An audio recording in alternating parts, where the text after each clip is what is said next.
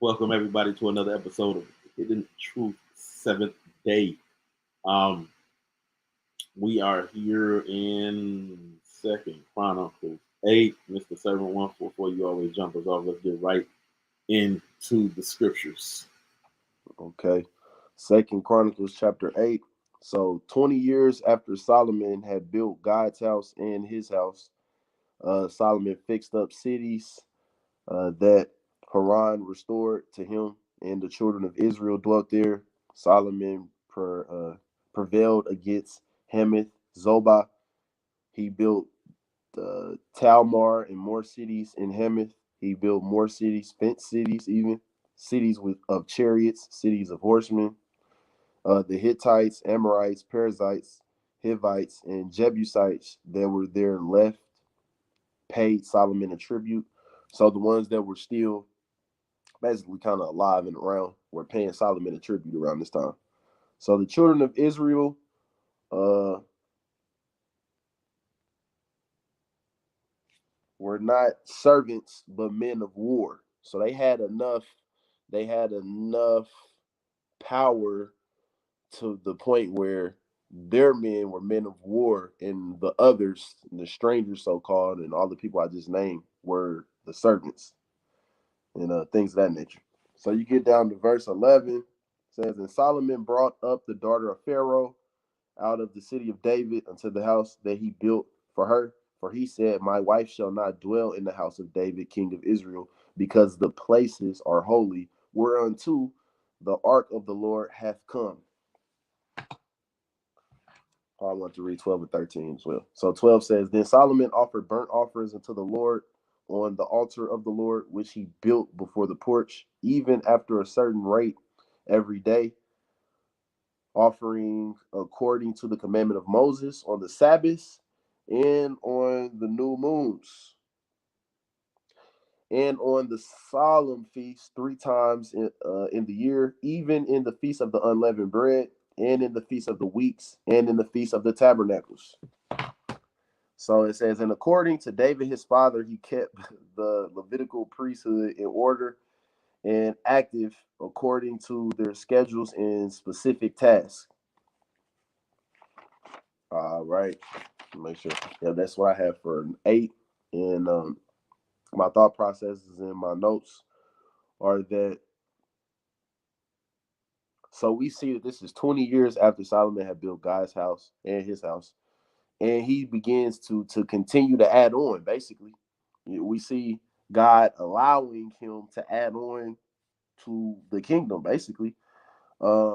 Cities that were restored to him and given to him from a lot of his men of war and things of that nature. He fixed them up, built more cities, built fenced cities, cities of chariots, cities of horsemen. Uh, then it names all of these ites, all of the people, the Hittites, Amorites, Perizzites, Jebusites that were still around were paying Solomon a tribute.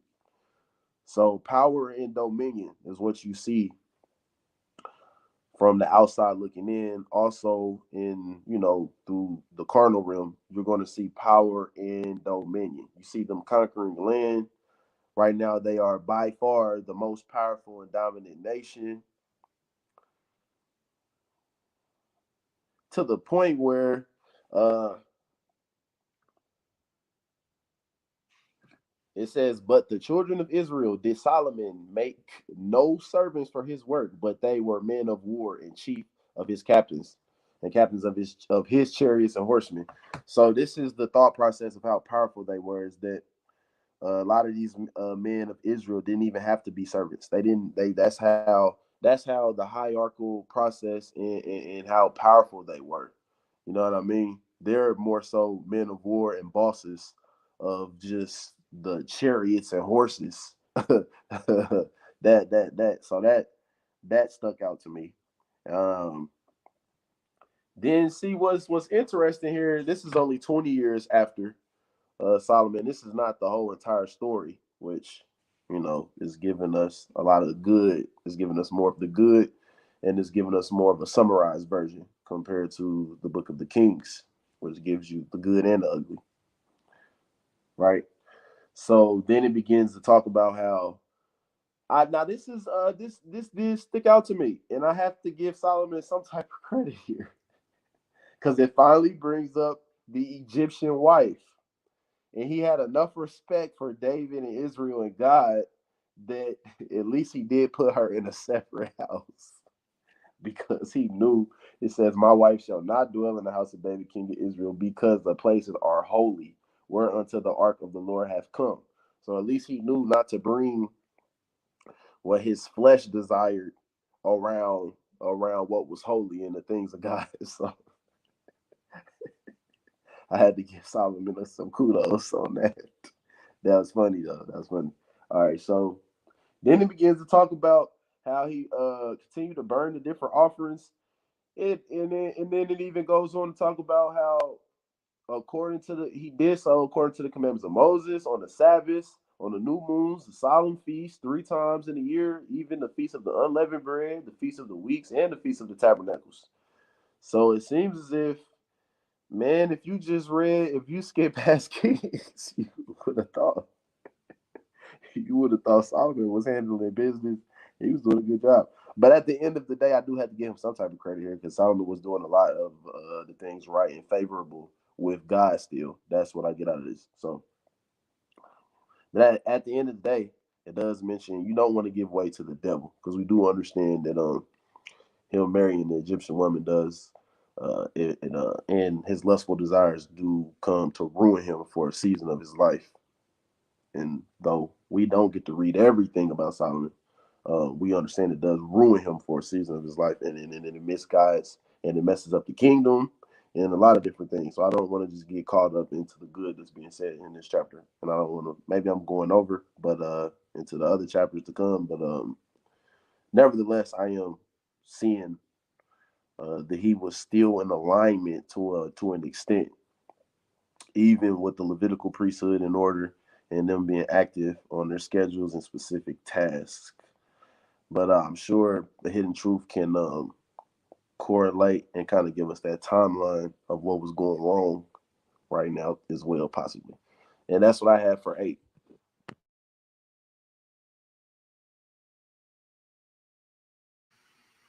All right. Um, so Solomon is like the construction king. Like he's building up the city, which is, and this is the thing that's very interesting about the construction that he's doing. He's only doing it in one area, which is, I guess I am torn on the thought process of him only building up Jerusalem, and he spends 20 years building up one area, which only benefits one tribe. Um, I'm I'm I'm torn between two thoughts. One thought number one is it wise? Because there is going to be a division. And at least he got all of Israel to really build up Judah or Jerusalem. For when a division comes, it would be the most civilized city there is, right? It would be the most civil city and beautiful and gorgeous and everything, but it is the city that does represent God or where God puts his name, right? And so why shouldn't it be gorgeous? Why shouldn't it be the most beautiful city if that's the place where God puts his name? That's that part of my mind. The other part of my mind is, wouldn't that cause a level of division that he didn't consider building up or having a setup where the building projects was okay? We're going to spend so much time building up Jerusalem, and then we're going to build up the area that Naphtali lives in, and Ephraim, and just building up everybody's with a plan to build up everybody's area until, right?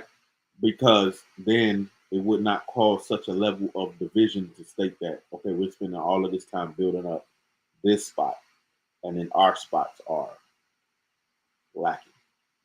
Um, I'm as I was saying the first one, I started liking it better. So, but it's an interesting thing, the mindset of men and how division is caused when one thinks more about himself versus pleasing God. Because if you are in the mindset of pleasing God, you should want the best for the area where God puts his name. You should want that to look better than your area, right? And so if Israel was in the mindset of making sure that God's name was exalted and God's name was glorified, then I guess they would not have an issue with Jerusalem, the place where God had chose to put his name. They wouldn't have an issue with that looking so beautiful. But this 20-year build for his own house, which I'm just assuming is somewhere in the vicinity of the house of God, um, at least somewhat close, and the house of God, and building up the areas around Jerusalem. Period. Um, it it made the area look so good. It's prepping for the very next chapter, but we're not there yet. Um, um, the whole notion of God, like this chapter shows you the conflict that is going to occur early, and the reason why God would tell you not to marry a foreign woman, because you can't imagine that what he says here when marrying this foreign woman, she's not allowed to participate. She's not even allowed to live close to her husband, where he's going to dwell. She's not allowed to be there because of one thing that is very degrading. Very degrading. It's holy. And she's common. Like, that's an offensive thing to have to say, hey, look, I know you my wife and everything, but you's a common chick. You're not set apart. Therefore, you cannot be around the set apart things. So I now have to build you a house somewhere else. Not because I really like you, not because I think you're great, not because I think you're wonderful and you deserve to be put in this wonderfully great area and not be around amongst these other people. No, it's because they're holy and you're not. That is that is a rough thing because she's being segregated because of how she was born and what she was born believing. She's now being segregated for those thoughts and those beliefs and that culture. Being told that there are parts of this culture that you married into, you are not allowed to be around because of your beginnings. Um, which this is clearly in the law. So he is literally lining up with the law to that degree. He should have lined it up with the law to the degree of never marrying this young lady because of the conflict um, that occurs from this in a marriage. You have to see this as it's fairly conflicting in a marriage that you have to go visit your wife in another town over because she can't come to where the palace is. She's the queen, but she can't come to where the palace is. And it has to be rather expensive to have to build her own place.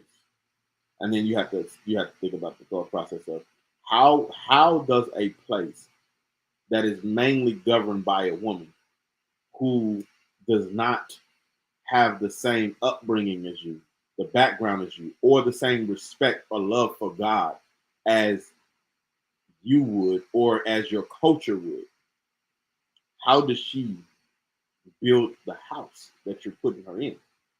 She's going to build it in a way that reminds her of her culture, not yours. And if her culture is offensive to God, you now have to choose between hers and yours. You now have to choose between offending her and offending God. And so this is where the conflict comes in. And the thing of it is evidently God had a very serious issue with the Egyptian gods. The way he shut down Egypt, he didn't do that to anybody else. Nobody else got through the whole of the book. Through the whole of the book, nobody else got done the way Egypt did. So that was a signature move. You should have thought to respect it. There was evidently something going on in Egypt that was fairly offensive to God, that he felt the need to completely and utterly destroy it himself. Look at the other nations. God used Israel. Now, I mean, God got busy too, but he used Israel as the one who would march in and handle the business, right? This nation, God took care of that one personally. So you really have to consider that he was trying to teach you something by handling it personally. And he also put in the law not to build up the kingdom, for the king, not to build up the kingdom, almost in the same fashion as Egypt had their setup. You know, don't multiply gold, do not multiply women, do not multiply horses and chariots. He was very adamant about that in the law. And in the wisdom of Solomon, he broke every last one of those rules. So there is a wisdom that is wise, that counters God's wisdom. And we have to be careful of it. The wisdom of man, because it is a wise thing to have plenty of gold. It is a wise thing to have plenty of horses. I do not know how wise it is to have plenty of women. I'm not going to say that's a wise thing. Let me say this, because this is what I was told, and I do believe it to a degree. And so, it under this pretense, I would say it is a wise thing to have plenty of wives. I was told that, and this is Miles Monroe, so don't take it as scripture because you can't find it there. But I was told that one of the reasons why Solomon married so many women is because he was making treaties with the nations so that he could be at peace with them instead of at war. Makes sense. It is a thing. It is a thing that is done amongst nations, right? And if there is a wisdom in making peace with the nations around you. Man's wisdom makes peace with the nations around you. God's wisdom does not. God's wisdom, I hate to use a terminology from certain movies, but it is there. So therefore, I'm going to use it. If it wasn't in my mind, I wouldn't say it. God's terminology sometimes is get down or lay down. And that is a fact. That is how God viewed the nations. It wasn't no, hey man, let me marry your daughter and we'll have peace. It's like, nah. God's like, nah, get down or lay down. So you're either gonna get with my laws, my statutes, and my commandments, or you're gonna die with my laws, statutes, and commandments. So that was more so God's way of doing it, because it was literally Israel was literally supposed to carry God's commandments in that fashion, as to where other nations would have to pick or choose. And it was not going to be through this whole intermingling marriage, because uh, that level of peace states that the way you have been conducting yourself is just fine. We don't want beef with you. Don't create any beef with us. And the way God seemed to want to do is, God's like, yo, one rule, which means everybody has to bow down and worship him. You can't have your God and this God too. You're gonna have to pick a team. and every other team other than God's team is the losing team. And so when Solomon does this and he marries this young lady, he's causing a level of conflict amongst what is right and amongst what is wrong, what is holy and what is not holy. He's causing the conflict. Um, and he tries to, in his wisdom, make a solution that is not a good solution. He doesn't understand this, and this is something that men, you have to adhere to this. You cannot hold the fire of a woman in your bosom and not get burned. These chicks will burn you. I was talking to my wife um, this morning, and I was like, the most intriguing thing is how ignorant women are. And I said, women are very ignorant to the way men look at them and how men feel about them. Extremely ignorant to it. And I said, the reason why you guys are so ignorant to it is because you have no idea of what it's like to look at something that is made for you. The scripture says women were made for men. Men were not made for women. So women are clueless to how they look, how they move, their presence affects men. They're completely clueless because they have nothing to relate it to. They have zero to relate it to because nothing on earth was made with them in mind.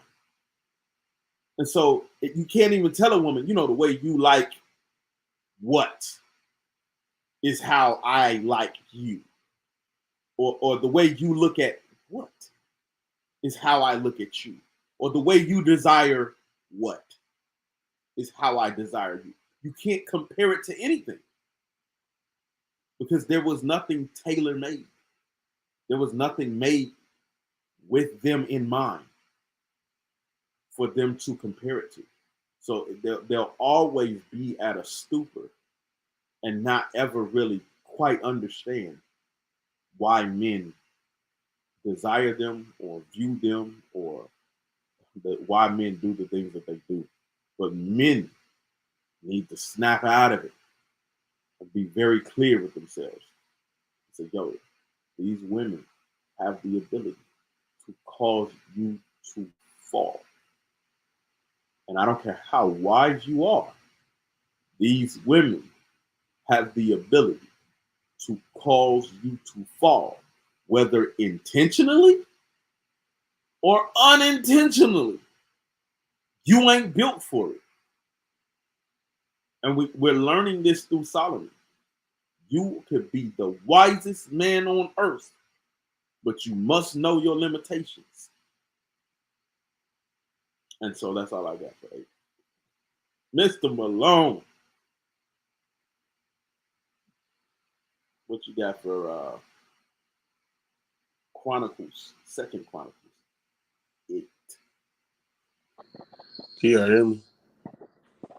Yeah, yes, sir. My Second Chronicles 8 wasn't really that long. Started from the top. It took Solomon 20 years to build his house and the Lord's house. He rebuilt the cities and let the Israelites stay in them. Um,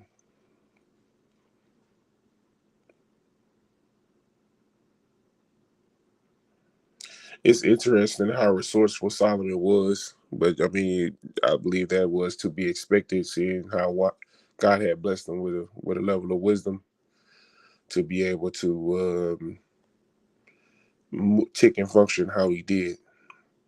But the craziest part was verse 11. It says, "Now Solomon brought the daughter of Pharaoh up from the city of David to the house he had built for her. For he said, My wife shall not dwell in the house of David, king of Israel, because the places to which the ark of the Lord has come are holy. Yeah, that's pretty much of a slap in that woman's face. Um, because she definitely was not holy, or not holy enough to be in a certain space. And he did have enough sense to separate the clean from the unclean to some magnitude. Um, I'd imagine it would have been real rough with her being there and that ark being there. Um, but regardless of that, he wasn't even supposed to take her to be a wife. But we don't listen. We don't listen. We stupid. We do what we want to do, and then we get the results out of doing what we want to do. And then we be lucky if doing what we want to do it's not beneficial. We'd be lucky because it makes us look back towards God. Um, if God give us that kind of heart and mind, but when you're in situations like this, you don't think to look back to God. I think that was the epitome of Solomon's downfall. Is that he had so much wisdom that he got to a space where I don't want to say he didn't feel like he needed God, but it seems like he definitely relied more on his own personal wisdom than trying to go and acknowledge God or talk to God like his father did.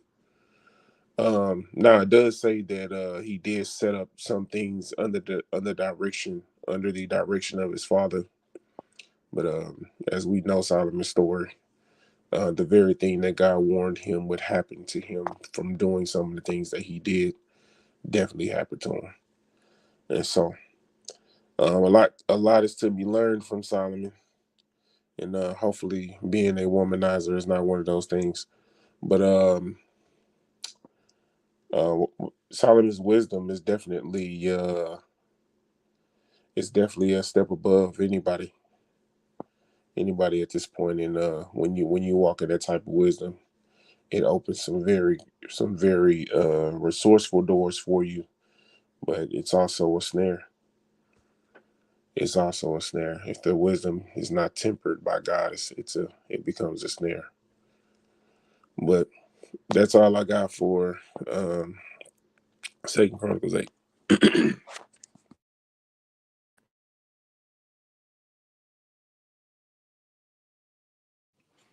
All right. Yeah, let's go right into 9. All right. So Second Chronicles chapter 9 says that the Queen of Sheba heard the wealth and the wisdom of Solomon, and she had to see it for herself. So she came with great company, with camels, with precious stones, with gold, etc. So Solomon was able to answer all of her questions. The queen had seen his wisdom, the house that he had built, how his kingdom was ran, etc. And in verse 4, she says, no, the verse 4 says basically after she had seen all of these great wondrous things, right, with Solomon and the kingdom, it says that there was no more spirit in her. So she explained that all she had heard was true, but not half of what she was told was equal to the greatness of what she had saw, and she didn't believe what she was told initially. All right, so then you get to verse 7. It says, "Happy are thy men, and happy are these thy servants, which stand continually before thee and hear thy wisdom. Says, blessed be the Lord thy God, which delighted in thee to set thee on this throne to be king of the Lord thy God. To be king for the Lord thy God, because thy God loved Israel to establish them forever. Therefore made he thee king over them to do judgment and justice." All right. So we see she acknowledges God. She bared Solomon gifts that he gave, and then he gives her all that she asked and desired. Okay. You get down to verse 13, it states that the weight of the gold that came to Solomon in 1 year was 666 talents of gold. It said, besides that which the chapmen and merchants and the king of Arabia and governors of the country bought gold and silver to Solomon. So that was funny that, I'll come back to that, but that's what it said. Then Solomon made 200 targets of beaten gold. 600 shekels were equal to one target. He made 300 shields, and 300 shekels of gold were equal to one shield. He made a throne of ivory overlaid with pure gold, 6 steps of gold before the throne, footstool of gold, 2 lions by the stays. 12 lions stood on one side and 12 lions on the other side. All of his drinking vessels were gold, none were silver. The Bible says none were silver. No king was as rich as him. All came to hear the wisdom God put in his heart. They all brought him gifts. It mentions horses he uh, got from Egypt and of all lands. So he got horses from Egypt and all other lands. Get down to verse 29. It says, now the rest of the acts of Solomon, first and last, are they not written in the book of Nathan the prophet, and in the prophecy of Ahijah the Shulamite, and in the visions of Edo, and the seer against Jeroboam, the son of Nebat? And of course, Solomon reigned over Israel 40 years. He slept with his fathers, buried in the city of David, and then Rehoboam, his son, reigned in his stead. So,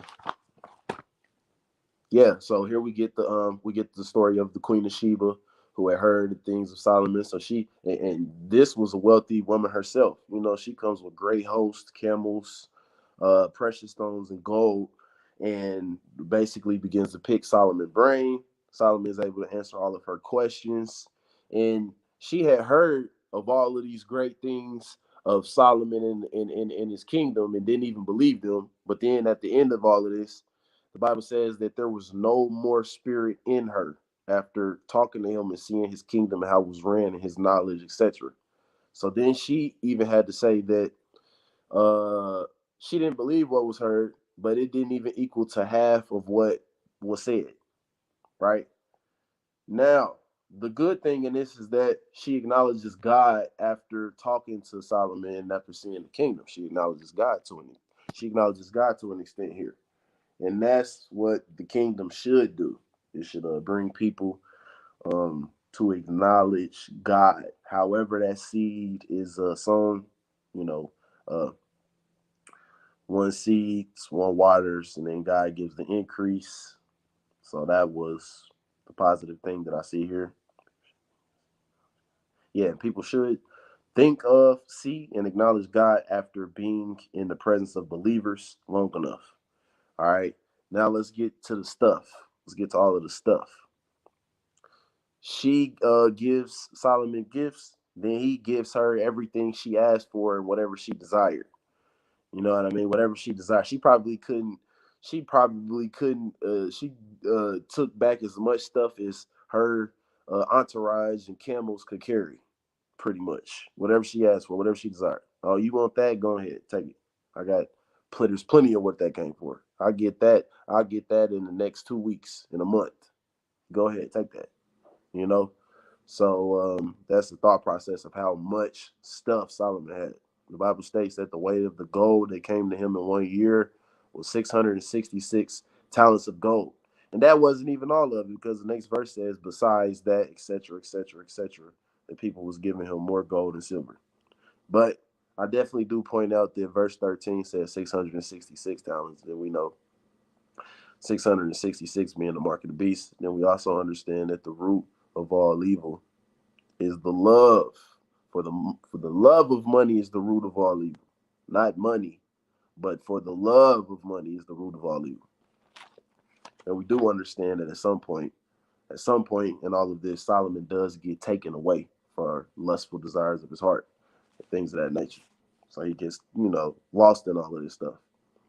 He begins to talk about The 200 targets of beaten gold that he made 200 targets, and these were 600 shekels, equal up to one target. So you could do the math. That was a lot of gold.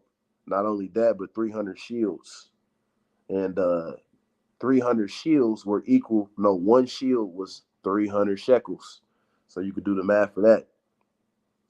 Then it talks about the throne of ivory overlaid with pure gold, footstool of gold, 6 steps of gold before the throne, 2 lions by the stage, 12 lions on each side. Every cup he had was gold. The Bible goes so far that in verse 20 it mentions he didn't even have a silver cup. I'm not drinking. So you get the thought process of some people that say, I don't want a plastic cup, right? I don't want, no, I'm sorry, I don't want a styrofoam cup. I don't use paper goods, maybe, whatever. You know what I mean? This man is not drinking out of anything less than gold. That just gives you the thought process of how much he had. Then I just want to make a point. Then the Bible just mentions a whole bunch of more stuff that's vanity. It has no value, no spirit, no real value. Nothing that's going to get this man to everlasting life. Nothing that's helping him to stay in good. Nothing that helps him keep the law. Let's just sum it up to that. Nothing that helps him keep God's commandments. But it looks great in the eye. So what happens is you get up to a certain point reading the story of Solomon, and when you're looking at it through through the lens of the eyes, when you look at it, I can't think of the word, but when you're just looking at it through the carnal, you're just looking at it through your eyes. Literally is what I mean. You just look at it literally and you say, "Wow, this is just great." You know what I mean? You just look at this stuff and you like, man, this is all of this is beautiful. This is just a bunch of beautiful stuff. This is great. This God had to be, with him more than anybody else. That's probably, the thought process that will come to a lot of people. You just reading the Bible, it's just another story, and oh man, God was with Solomon, man. Solomon was doing great acts, great wonders, man. This is beautiful. This is awesome, or whatever. But then when you begin to look at it through a spiritual lens, you understand that man, all of this wasn't equal up to nothing, man. All of this, you know, and like I said, literally, when you look at it in the lens of our eyes, of our carnal eyes, it's this was the best that the kingdom had ever been, with the richest king, and and all of the power and things of that nature. But spiritually, we see that it begins to taper off towards the end of his at some point in his kingship, and towards the end of it, and things of that nature, and that the kingdom was even compromised due to a lot of his decisions.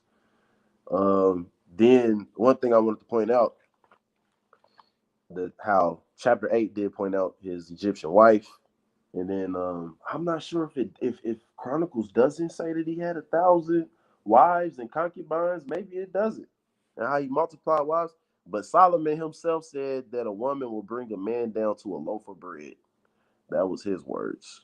A woman will bring a man down to a loaf of bread. Just to piggyback off of what Malone and Hidden Truth was saying. But nevertheless, you get down to verse 29. I don't mean to jump around, so I hate when I do that. But get down to verse 29. The rest of the acts of Solomon's, first and last, are they not written in the book of Nathan the prophet, in the prophecy of Ahijah the Shilonite, and in the visions of Iddo the seer against Jeroboam and the son of Nebat? So just at the thought process that God did give us this 66, or this 66 that we do have, the 66 books that we do have, but there's definitely a lot of books, some of which we might attain, and others which we might not ever get to read, like the book of Nathan the prophet, and the prophecy of Ahijah, and the visions of Iddo, which was a prophet, the seer. So yeah, and then Solomon reigned 40 years, he dies, and his son Rehoboam reigned in his stead. But it definitely skips over a lot of stuff.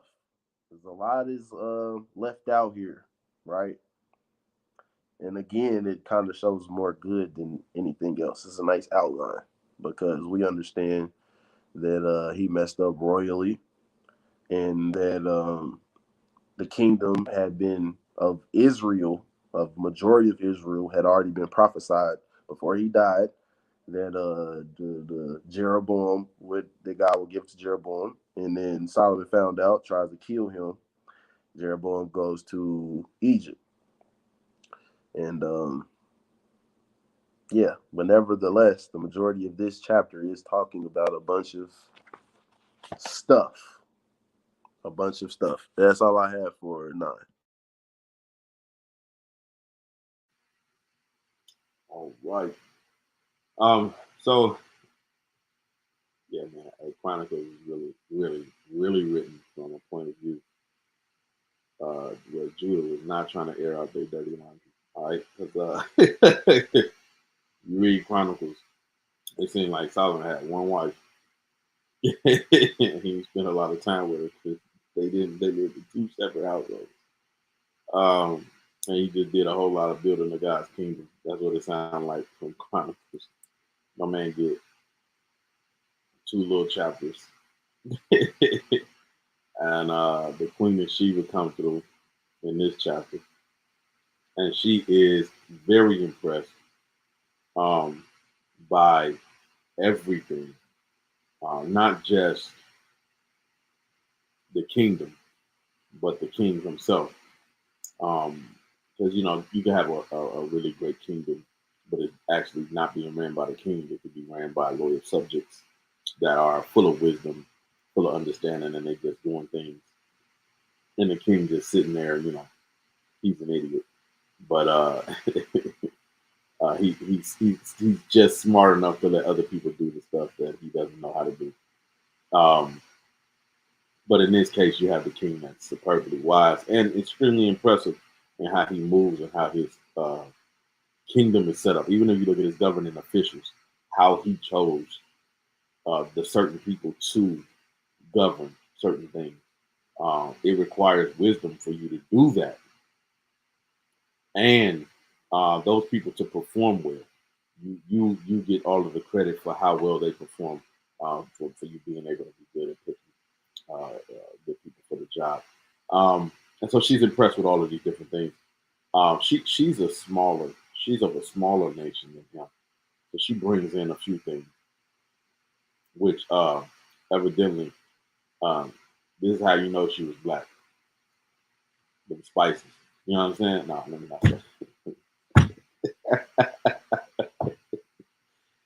These spices, the great abundance of spices, the seasonings. Okay, they was gonna cook some chicken. Okay, they left that part out of the Bible, but it was some chicken that got fried when Sheba came through. Um, um, so she is superbly impressed. He not only meets the expectation, because it's a difficult thing a lot of times when you hear a rumor, for the rumor that you heard, that to live up to the expectations that you create in your mind off of the rumor that you heard. Difficult thing. Vast majority of the time, it does not happen. In this case, there is no living up to it. There is exceeding. There is going well beyond it, and so that's impressive. That's impressive. He lets her. This right here is where most of the songs concerning women um, come in. You can have whatever you like. Just throw it in the bag. Uh, this right here is that. This is that. Because that's pretty much what happened. She comes through, and this also goes to what I was talking about in the previous chapter. Women have no idea, because it does not say in the Bible, whether you go to Kings or Chronicles, it does not say in the Bible that Solomon did this with any of the other kings who came to visit him. Nobody else came to visit him. He's like, hey man, you can have whatever you want to. He gave them all gifts, but they didn't get to pick whatever they wanted. This is the only one who got to pick whatever she picked out. She got that back. This chick was bad. This is the bad chick. Okay, she was. But like I say, it goes to the ignorance. Women have no idea. Men, we become we're no good in a lot of cases when it comes to women. And let it be a beautiful woman. Telling her no is going to be difficult. And beauty is subjective. It could just be your beautiful woman, the woman that you're attracted to, the woman that you find intoxicating. Saying no to her is going to be very difficult. And you have to come to terms with that factor. And if Solomon don't teach you nothing, if God don't teach you nothing, because God had this law set up, and Solomon just is breaking it. But God had this law set up, and he said, if you marry their daughters, they will draw you away from me. He didn't say, well, you guys, you might not be strong enough. It's a possibility that they could possibly. No, he says they will draw you away from me. God understands what he made when he made these women, and these chicks will help you forget God exists. They will help you forget God's statutes, his commandments, his laws. You will not remember any of that. You'll be like, God exists? Are you sure? I'm looking at this chick right here, and I do not think God is real. Because that is real. You will forget all about God. And you will not remember God until after a certain thing is done. And then you'll be like, oh, snap, dang it. I sinned against God. And then she'll pop up again. And you'll be like, did I really know? Did I really sin? These women will ruin you. And men really need to come to terms. You see this happen so many times with pastors. And we're hard on these guys, right? We're hard on these pastors. And we should be. And we should be. To a degree.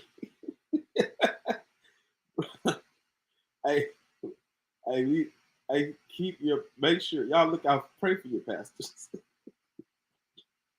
Because they're men. They're men. And unless you are, even if you're the wisest man on earth, these women will ruin you for it. They built for it. They're built for it. If you are not careful to keep God's commandments, if you're not careful to acknowledge God in all your ways, these women will ruin you because they built for it.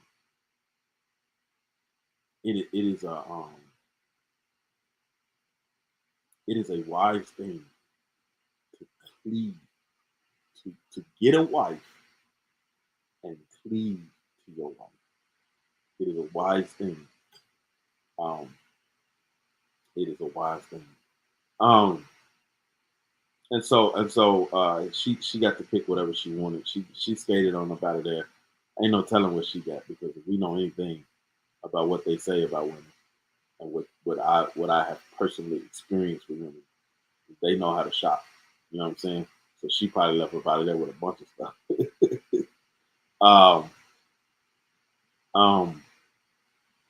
It goes right into the death of Solomon, and 7144 pointed it out. Prior to the death of Solomon, you see what he was bringing in. And the interesting thing is the amount of money that he brought in equal up to the number of man. 666 is the number of man. And if you understand anything about heaven, you understand that heaven is about self-denial. But 666 is not about self-denial. 666 is about finding yourself, finding what your will is, finding what your way is, and pleasing you. It's the number of man. God wants us to pay attention to his number, which is the day of rest, which is the seventh day. Remember the Sabbath and keep it holy. The sixth day is the day that man was created. But the seventh day is the day that God rested. He set it apart. He made it holy. And that's the day we're supposed to remember. Um, but he brings in the exact amount of money, the number of men, which is a distraction.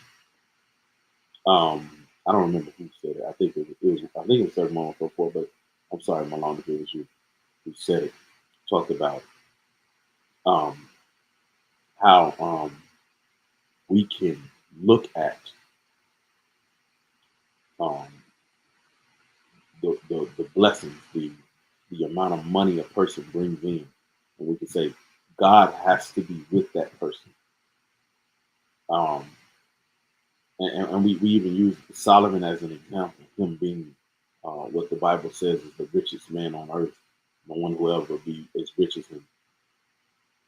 Um, we see him as blessed and that God is with him because of his riches. But we ignore the law of God, which tells you not to multiply silver and gold. Why? Jesus told you why. It's a hard thing for a rich man to enter into the kingdom of God. If we pay close attention to Solomon's whole story, we find out very quickly it's a hard thing for a man to have that much and hold on to the things of God and not dabble into idolatry, not dabble into um, women leading you versus you leading women. Because that's what happens with Solomon. His wives lead him into worship, and he ends up worshiping the wrong God. He ends up worshiping a whole bunch of the wrong gods because his wives lead him into worship. The proper order is that the man dictates the worship of the house because the man is the glory of God. The glory of God has to dictate worship. And that's what we have to understand and know. If we're not allowing the glory of God to dictate the worship, we will glorify man and the things of man is directly linked and directly attached to the will of Satan. It's directly attached to that will. Um, and we see it, we see that the more man is engulfed and drawn in by the glory of man, the more he stays away from and disregards the things of God.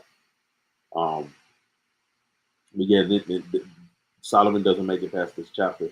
We're trying to fast forward it through it, and Chronicles does a very quick job of going through the different kings. The first and second Kings do a very good job of taking its time and giving you some explanation. You do get some explanation in the Chronicles that you do not get in the Kings. But then again, there's a whole lot of mishaps. There's the juicy, dramatic parts are not in the Chronicles as much as in the Kings. Um, but that is all I have for my Mr. Malone.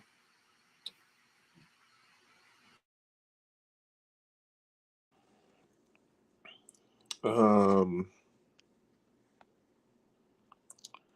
so we go into,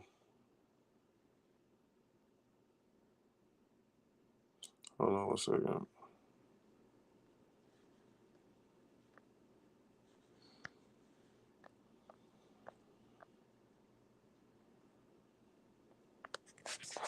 All right, so we go into 9. And as I was saying before, the wisdom that Solomon had definitely earned him some clout. And so when you got that type of clout, people come see about you. And, Solomon's wisdom surpassed all the kings of the earth, which is pretty crazy. And so people definitely try to make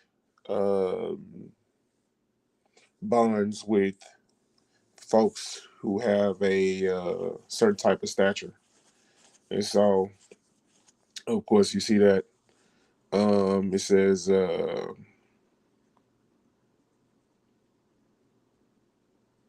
each man brought his present, articles of silver and gold, garments, armor, spices, horses, and mules, at a set rate year by year.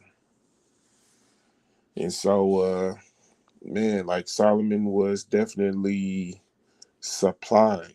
Like he was supplied, man. And the things that he had, definitely people dream of this stuff, man. People dream of it, having all this stuff. And having all this stuff does create a level of comfort. Um, but at the end of it all, you know, it's not really worth much if God ain't with it. And so, I don't know, man. It's just interesting to see his downfall, man. Especially seeing how well off he was initially. Um, and in his downfall, God was still gracious enough not to snatch the kingdom up from him, but to allow it to be taken from his son. And so, I don't know. I feel like we be spending grace thinking that we these folks, and you don't know where you at. Be gambling with the wrong identity. And so, it'd be best if we look at Christ versus trying to look at David or trying to look at Solomon or trying to look at Abraham or trying to look at whomever. Because you get caught up in trying to identify with those people and what they had versus identifying with Christ, who only imitated the Father. And so, we see the glory of man's lineage, um, and how fickle your lineage can be.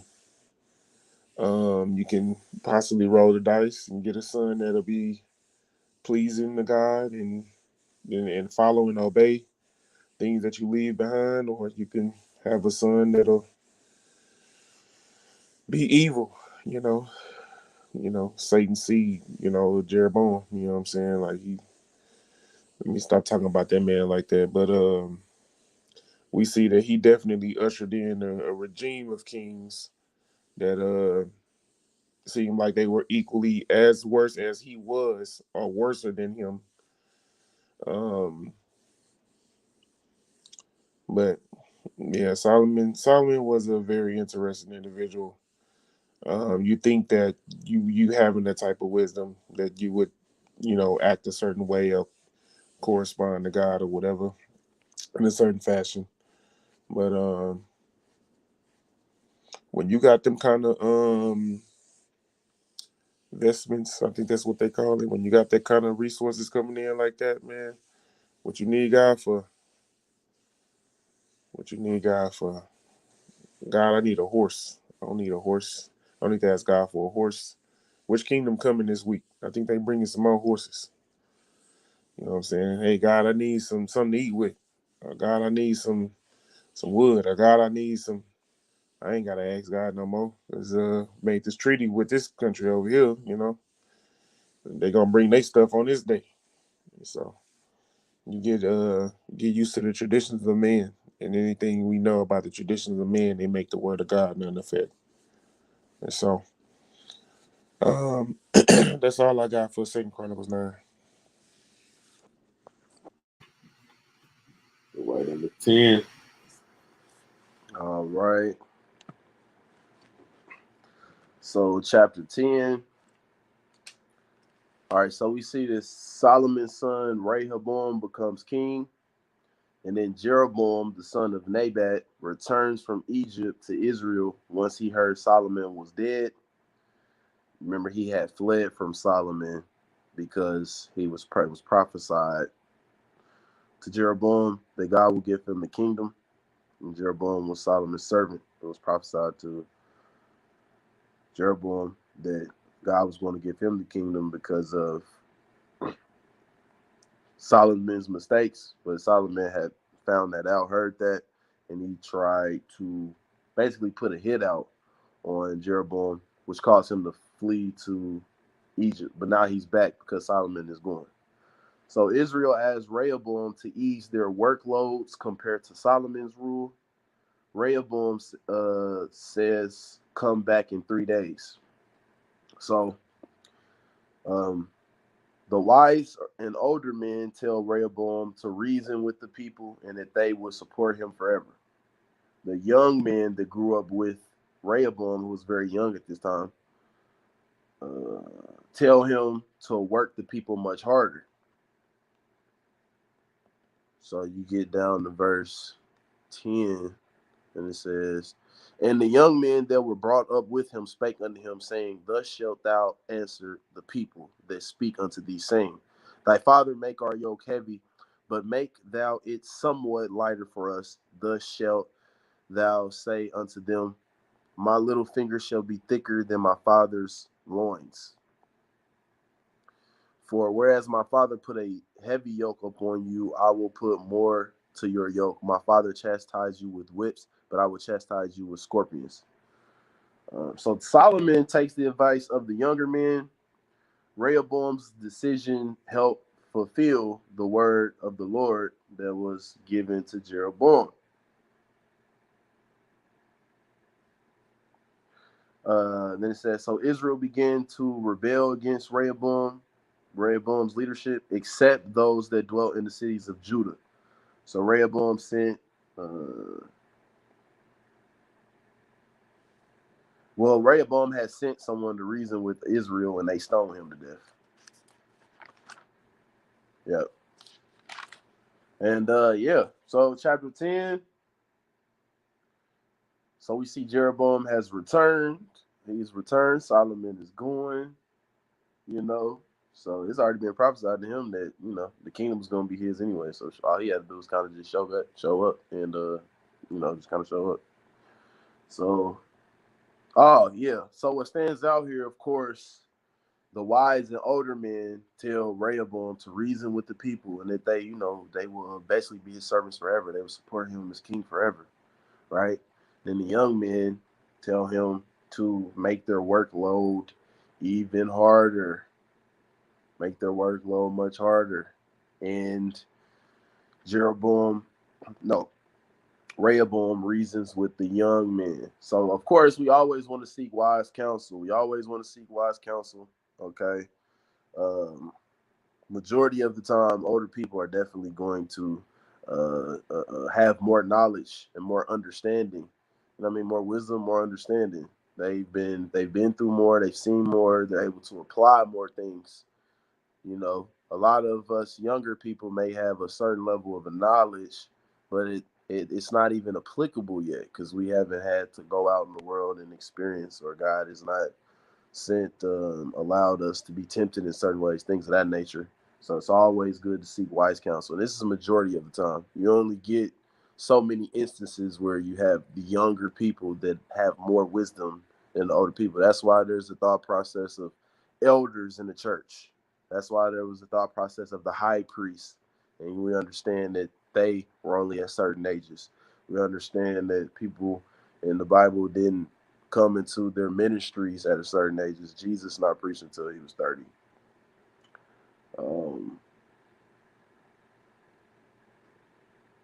I just drew blanks. Moses not getting to a certain place till he was older. I'm drawing blanks. There's a lot more people in the Bible though that didn't get, they didn't come into, their anointing until they were older, things of that nature. So it's definitely always better to seek wise counsel. We don't need the blind leading the blind, and that's basically what this is right here. And nevertheless, so we get the principle in Scripture, but God's word will always come to pass. So God used that to usher in the kingdom being torn and him giving the 10 and a half 10 or 10 and a half tribes to Rehoboam, and the kingdom being torn for a long season is starting here. And then just to top it off, the reason this happened was because Solomon being carried away into the lust and desires of his heart to go after all of these women, multiplying riches, and idolatry. Yes. Yeah, and that's all I have for 10. So we now are into the division of the kingdom of Israel. And this just shows you how it all is set up. When you try to build God's kingdom based upon you, it cannot be one. The only way God's kingdom can be one is if it's based upon God. And so the very interesting thing is how Rehoboam does not have the characteristics of his grandfather. It does seem like he learned from his father, and he made. I think this is a. I think this is a thought process of his own wisdom, and he is being challenged by the acts of his father and the characteristics of his father, and he is comparing himself to his father. Now, this is me mild, me wrong, but I believe that's the reason why he runs into this issue. If you look at the dynamic of it and you view it like a man, you see a high level of disrespect that's going on here. Disrespect number one is that Jeroboam decides to come back. Now, why you decide to come back after my daddy died? It's almost like you respect my father, but you do not respect me. That's disrespect number one. Disrespect number two. Everybody all of a sudden has an issue with the way Solomon governs after Solomon died. You come to me with this because you think I am not as wise or as smart as my father. Therefore, you could not get my father to do it because of his level of wisdom, but you think you can get me to do it because I'm some young chump punk. Um, I'm thinking that these are some of the things that may be going on in his mind because, of course, he compares himself to his father in his response. Or let's say this, his friends give him a response in comparison to his father, which means he's thinking about being better than his father, not thinking about being pleasing to God. So he's thinking about himself. He's thinking about his own legacy. He's thinking about his own, what will be said about me when I die. My father is known as the richest, wisest man on earth. What would be said about me when I die? So this is the reason why you have to be very careful in how you conduct yourself, especially in front of your children, and how you instruct your actions, your reactions with your children, because they are watching you and they are learning from you, and they're picking up all of the things you don't want them to. If you really don't want to, show them your negative sides. But that's the side they're going to notice the most. And it looks like Rehoboam picked up on the negative sides of his father, and he is very carried away with himself. Um, and so he gets counsel from two different groups. One counsel tells him to be about the people. The other counsel tells him to be about himself. He cares more to be about himself than he cares to be about the people. Both counsel was bad. He did not receive wise counsel in either case. The greatest counsel that he could have received would have been make sure you please God in whatever decision that you make. That would have been the greatest counsel because pleasing people is not efficient enough when the kingdom belongs to God. And pleasing self is not efficient enough when the kingdom belongs to God. And so the greatest counsel he could have been gotten is to check in with God and see how God feels about what's going on and what what should be done from God's point of view. He got man's point of view, and he got his own point of view. What benefits man, what benefits himself, but he never got what benefited God in the situation. So I'm not sure the advice would have been good advice either way, because one way you would have been stuck trying to please people, which is very difficult. The other way you would have been stuck trying to please yourself, which that's what happened. And it turns out to be very difficult because trying to please yourself ended up in a civil war. That did not go so favorable thus far in Rehoboam's favor. It did not go in his favor. He is trying to demand a respect that he doesn't realize he no longer has, and he sends this official under the thought process of they will listen because of my authority, and they've already decided not to do that. So I don't understand what he thought was going to happen, but he almost loses his life in this situation, and he has to flee back home. Um, I don't know why you go to somebody else's hood and try to act like you tough. It's not why. It's not why. And I hope I'm fast forward. No, I did. I did fast forward. All right. Uh, if I stick with this chapter, um, he makes a decision.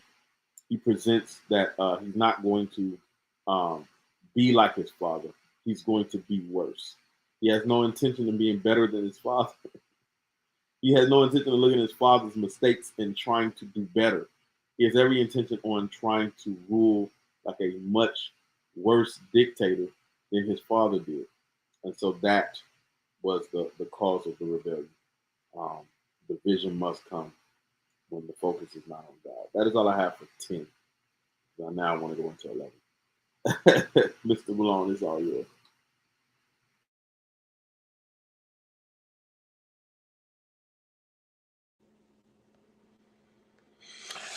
10 was another short one. The two most interesting things that I got from this chapter was that you definitely shouldn't be listening to somebody who has no experience in leadership, unless they heard from God. And then I would even take that before God and say, God, this is what's been stated. God, how you feel about it? But these folks, friends, whatever, they don't have no advice on how to be a king. Generally, you would ask other kings how to be king, how to be a king, or ask good kings how to be good kings, not young men who don't have any idea what the hell is going on. And so he did listen to the young man versus listen to the old man, which was not wise at all. Then we come to Jeroboam. Jeroboam he is that guy. He is the guy. He is the representation of evil, and he is going to be a very prominent figure moving forward. Either you're going to be the son of David in your kingship, or you're going to be the son of Jeroboam in your kingship. So that is all I have for 10.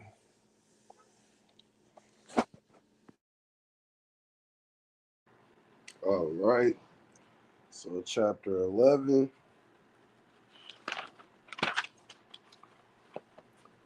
Okay, so Rehoboam gathered 180,000 men of Judah and Benjamin to war and bring the kingdom back to himself. But God gave them a word through the prophet Shemaiah. I might be saying that wrong. But the word was not to go to war, so they did not.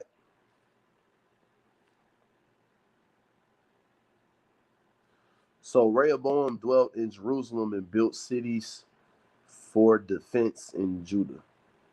So verses 6 through 10 names the cities, and then the fenced cities. So Rehoboam went on to prepare or strengthen them, protect themselves against attack. He put shields and spears and made them strong, Judah and Benjamin. All the Levites came to Judah because Jeroboam had cast them out from executing the priest office. He ordained his own priests for the devils and the calves that he made. So we get to verse 15. It says, and he ordained him priests for the high places and for the devils and for the calves which he had made. And after them, out of all the tribes of Israel, such as set their hearts to seek the Lord God of Israel, came to Jerusalem to sacrifice unto the Lord God of their fathers.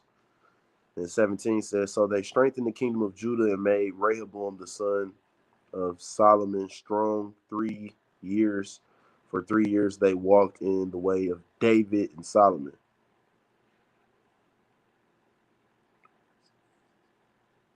Okay, so then moving down, it says that Rehoboam married his niece, his cousin, and then you see the ancestry. And then I had to think, and I didn't realize this at first, but he had limited choices here. He had a lot more limited choices because only 1.5. You only have Judah, which is your family, Mr. King. And then you have Benjamin. So I don't know why he just didn't take some of the Benjamites that were still with him. But nevertheless, married his niece, his cousin. I think another one of his nieces, I'm not sure. But you see the ancestry was going on, limited choices now for wives. He talks about how he had 18 wives, 60 concubines, 28 sons, and 60 daughters.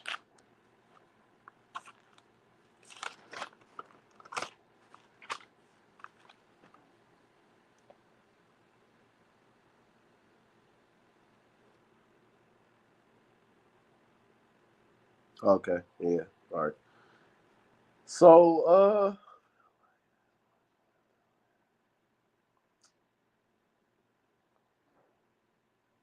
yeah, and my only real note here is that Jeroboam caused Israel to sin greatly. Yep, Jeroboam caused Israel to sin greatly. You know, ordaining his own priests for devils, and having the calves and things of that nature. It was interesting too that they gave Solomon some type of clout here in verse 17, talking about Judah. It says, so they strengthened the kingdom of Judah and made Rehoboam the son of Solomon strong. 3 years, for 3 years, they walked in the way of David and Solomon. So gave Solomon some type of clout with him. And then in majority of these instances, it'll say David. It won't say anything about Solomon at all. As we understand that Solomon is partially the reason that they're in this situation right now. But Solomon also did keep a lot of the ways of David too. So maybe that's possibly it's one of those type of situations. It's in part he did good, in part he did horrifically bad. So maybe that's why that's there. But that stood out to me as well. Then it was just interesting that Rehoboam had to. Well, no, he didn't. I'll take that back. I don't think he had to do the ancestry deal here. I don't think he had to, even though it was limited, and he wanted. It talks about how he desired many wives. So maybe he just saw. It was only between. I don't want to get into this, and I already have, but it was Judah and then Benjamin. So should have just took all the wives from Benjamin if that was the case. But, I don't know. All right, yeah, that's all I have for 11.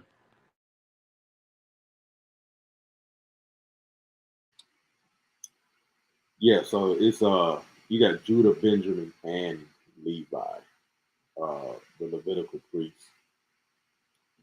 As it states in this chapter, were not allowed to live in Jeroboam's city and town because they represented God, and that's what he was trying to get them to no longer represent. So Levi had to move to Judah. So Judah has a big number. Now, keep in mind, Judah has all the tribes. It's just low numbers of all other tribes. Very low numbers. Anybody from any tribe who wanted to still worship God moved to Judah. It's just the number. No, and another thing, you talk about him having slim pickings. It was not slim pickings. Judah is literally the biggest tribe in Israel. Literally the biggest tribe in Israel. So Judah kind of to hold his own by himself, seeing that he is the biggest tribe in Israel. But he also has Benjamin and he has Levi. So although Benjamin is the smallest tribe in Israel, um, uh, and then Levi is not even really technically considered a tribe. But however, it's there. Um, this is such an interesting split. This is such an interesting split. I'm really meditating on this split of Israel, because it's almost like you see here the it's just an interesting wrestling match, and I've been trying to ask God about the notion of the split. You see those here who completely give in to walking after the flesh, and then those who wrestle. And Judah seems to be more those who wrestle, full of those who wrestle, and Israel seems to be more of those who completely walk after the flesh. You still have God clearly trying to deal with both parties, although he's mainly only accepted in one party. He still has rejection, or a level of rejection from both parties. Very interesting. I'm still asking God about it, so I haven't been able to piece it together better than that yet. But it's a very intriguing thing. I was listening to, was I listening to? Oh, I was talking to a brother, and he was talking about a youth pastor that we had at the church that I go to now, and he was saying that that youth pastor had gotten removed from his position because he believed that pretty much most of or all of the stories in the Bible were allegories, and they were not real stories. They're not historical. They are just like Jack and Jill going up the hill to fetch a pail of water. And I hear people say this a lot. I hear people say this a lot. This whole thought process of these stories being allegories, and they're not real stories. And an allegory is a story that is used to display either some type of morality or some type of wisdom that can be drawn from it, so you can apply to real life, although the story is not real. And man, it is a very interesting thing to me how we view um, our lives. And like my mind always goes into the deeper end of things. But to me, man, life seems to be an allegory. The more I live life, and the more that I understand, come to an understanding of Bible, God, and the things of God, life seems to be somewhat of an allegory, especially a lot of the experiences that we have in life and a lot of things that we have. And I think we just don't view life properly. And so then when we look at these stories, they look like life.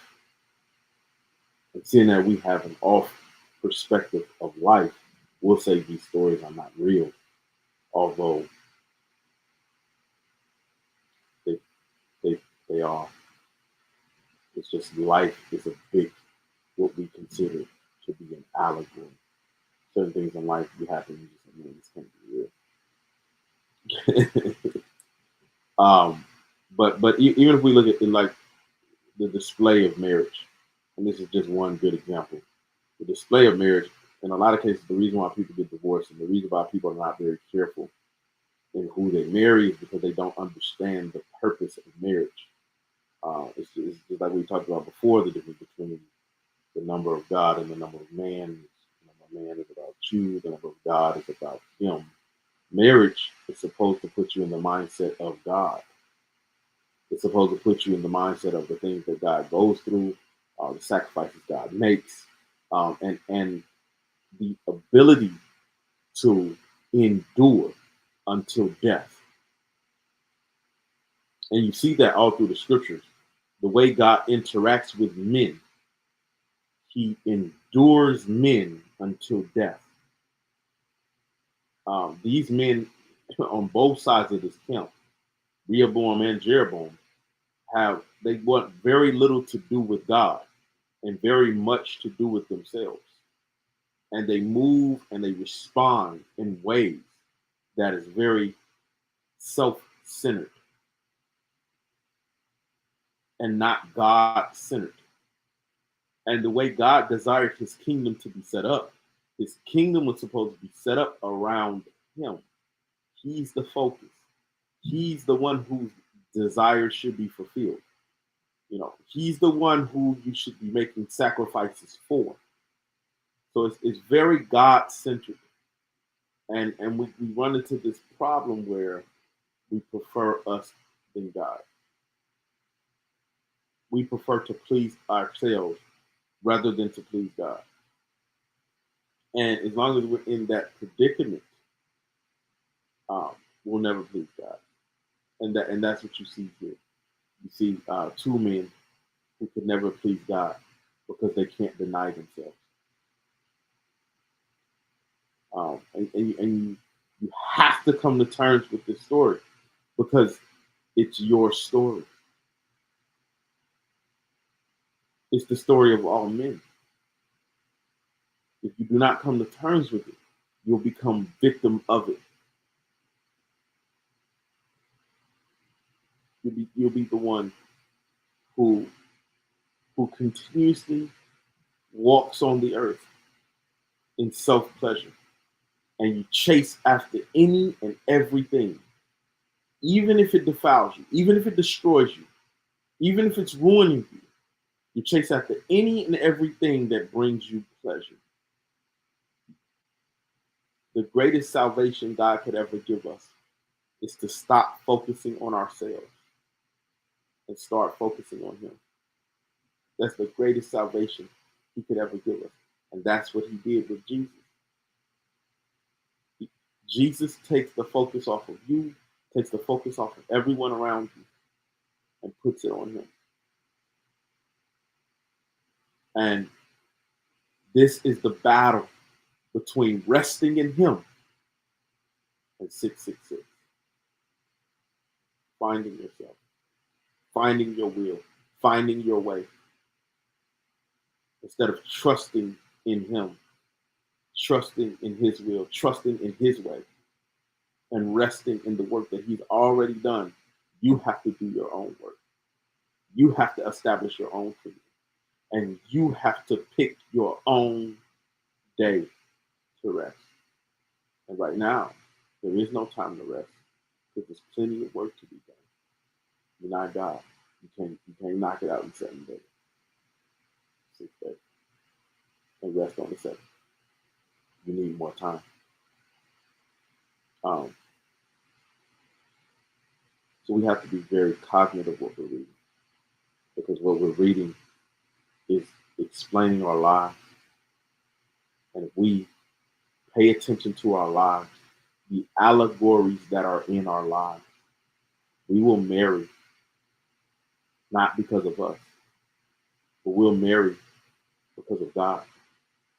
We'll say, I'll marry this woman because I will learn the relationship between Christ and the church better than marrying this woman. I'll marry this man because I'll learn the submission of Christ and the Father better if I submit to this man. If we make it not about us, and we make it about him, we will fight to stay one. We will do whatever is in our power. The only thing that can separate us from being one is death. If we make it about him and not about ourselves. But if we make it about ourselves, there's a bunch of things that can keep you from being one. A bunch. Any little irritation can keep you from being one. And so this story. They are being kept from being one nation because they care more about how they view their story or how the story presents them than how the story presents God. Um, and it's a beautiful moment in here. It just shows you the power of the voice of God when He breaks them up from the fight through a prophet that neither one of them trust. Because who could really trust a prophet? Um, but they hear to the prophet so much that they do not engage in war. Um, the question is, if they would have engaged in war, who could have won when God was against either of them? Who could have won? That would have been an interesting battle. But I guess you can't pick a winner or a loser, except God has. And so that's the reason why their hearts were turned. And that's the reason why their hearts were turned and switched over like that. So we talked about incest, and I'm not sure that this case is incest because I believe it's like if you go through the law, I think it's like 3 generations or 4 generations. And if you go from Absalom to Absalom's granddaughter to Rehoboam, I don't know how many generations that is. Um, maybe that's out of whack here. Maybe that's out of whack here. But we do know that Rehoboam does allow the law to still be implemented to a degree, but not fully. But he does allow the law to be implemented to a degree. That is all I have for 11. Mr. Malone, it is on you, sir.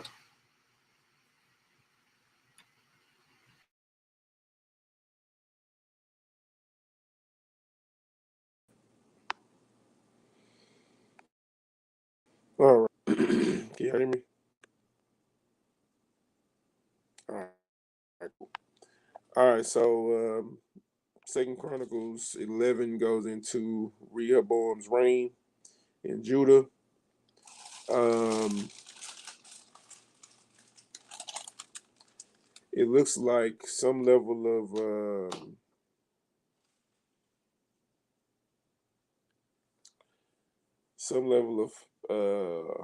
peace was caused from stopping them from attacking Jeroboam.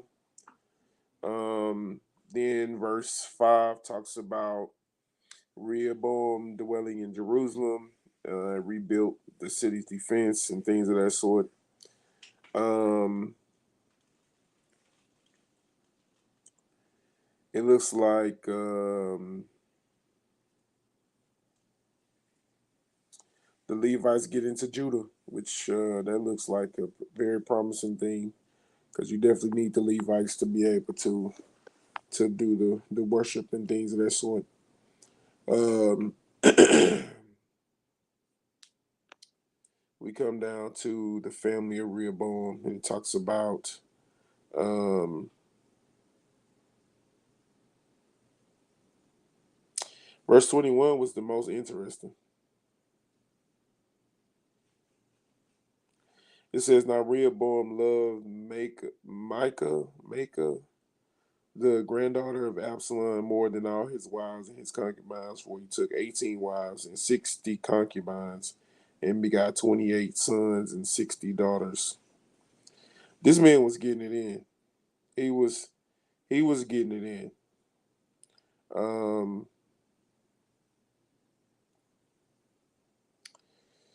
man, paganism, man. Paganism is it's a very influential thing, and we definitely rather be like the heathens than be like God. In a lot of these chapters, a lot of these scriptures, a lot of these thought processes, we rather be like the world versus being like the one that created it. But that's all I got for Second Chronicles 11. Pretty much there. Well, that is all for today. Um, as I always say, pray for me, pray for the channel, pray for everybody you see in the channel. And as we come to understand and know who you are, we will pray for you. Lord bless you.